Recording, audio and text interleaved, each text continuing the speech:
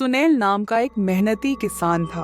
उसके पिता एक लंबी बीमारी के कारण चल बसे थे और वह अपनी भोली माँ और छोटे भाई का सहारा था। वह दिन रात मेहनत करता और अपने घर का खाना पानी पूरा करता था। वह गीता नाम की लड़की को पसंद करता था, जो गांव के सरपंच की बेटी थी। सुनील, तुम मेरे घर अपनी माँ को कब भेजोगे? नहीं तो मेरे माँ बाप मेरी शादी कहीं और कर देंगे। मैं क्या करूं गीता? तुम्हारे माँ बाप तुम्हारा हाथ मुझ जैसे गरीब किसान के हाथ में कभी नहीं देंगे। मेरी इतनी हिम्मत नहीं है कि मैं तुम्हारे पिताजी से हमारे विवाह की बात करूं। ये मुझसे नहीं होगा।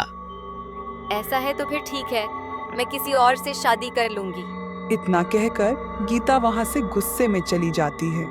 शाम को सुनील अपने टूटी फूटी घर में आता है तो उसकी माँ और छोटा भाई उसका इंतजार कर रहे होते हैं। बेटा, मैंने तेरे जन्मदिन के लिए हलवा बनाया है। माँ, तेरे पास पैसे कहाँ से आए?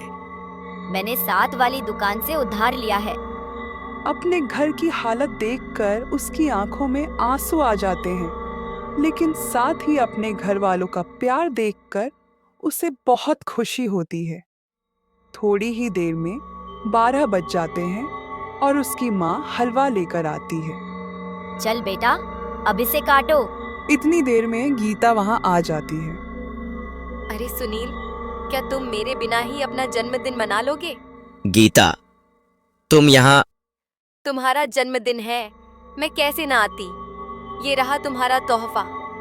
सुनील गीता के तोहफे को देखकर बहुत खुश होता है और उसे गले लगाता है। सुनील का रवि नाम का एक दोस्त था जो गीता को पसंद करता था।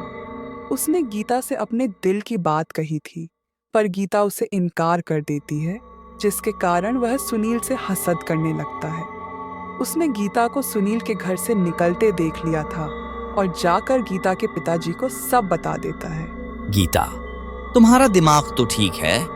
तुम जो कुछ मुझसे छुपा रही हो, मैं सब कुछ जान गया हूं। मैं तुम्हारी शादी उस 2 कौड़ी के किसान से कभी नहीं करूंगा। उसकी औकात ही क्या है जो तुमसे प्यार करे। आज से तुम्हारा घर से निकलना बंद। वो बहुत रोती है, पर गीता घर से नहीं निकल पाती। फिर जैसे तैसे करके एक रात वह चुपके चुपके सुनील के घर जाती है तो यह देखकर दंग रह जाती है कि सुनील की तस्वीर पर हार चढ़ा होता है। बेटी, तू कहाँ थी? देख, ये सब क्या हो गया? ये नहीं हो सकता, ये नहीं हो सकता। बेटी, एक रात सुनील काम से नहीं लौटा। किसी गांव वाले ने आकर बताया कि सुनील अब नहीं रहा। इतना कहकर सुनील की माँ और उसका भाई रोने लगते हैं और गीता बहुत दुखी दिल के साथ घर आ जाती है। अरे गीता बेटी, तुम मेरी इजाजत के बगैर घर से क्यों निकली? अब मैं जल्द ही तुम्हारी शादी कर दूंगा। गीता कुछ भी कहे बिना अपने कमरे में चली जाती है। सुनील के बारे में सोचकर वह बहुत रो रही होती है कि अचानक उसे महसूस होता है कि खिड़की के पास सुनील है। उसे अक्सर ऐसा महसूस होता है कि सुनील उसके आसपास है। गीता एक तांत्रिक के पास जाती है और कहती है, बाबा मेरा एक दोस्त था, पर वो अब मर चुका है, लेकिन उसकी आत्मा मुझे दिखाई देती है। बेटी, ऐसा तब होता है जब आत्मा को शांति नहीं मिलती। वो आत्मा तुम्हें कुछ बताना चाहती है।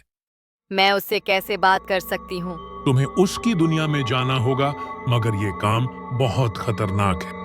मैं सुनील को मुक्ति दिलाने के लिए कुछ भी करने को तैयार हूँ। एक रात फिर वह एक सुनसान जगह पर मिलते हैं। बेटी, मैंने सब तैयारी कर ली है। तुम यहाँ बैठ जाओ और ये धागा बांध लो। ये तुम्हारी रक्षा करेगा। मैं तुम्हें आत्माओं की दुनिया में भेज रहा हूँ। फिर तांत्रिक गीता को आत्माओं की दुनिया में भेज देता है। यहाँ तो बहुत अंधेरा है, मैं सुनील को कैसे ढूंढूंगी? इतना कहकर वह आगे बढ़ती है तो उसे सुनील की आत्मा दिखाई देती है। सुनील, सुनील, ये सब क्या हो गया? किसने किया है तुम्हारे साथ?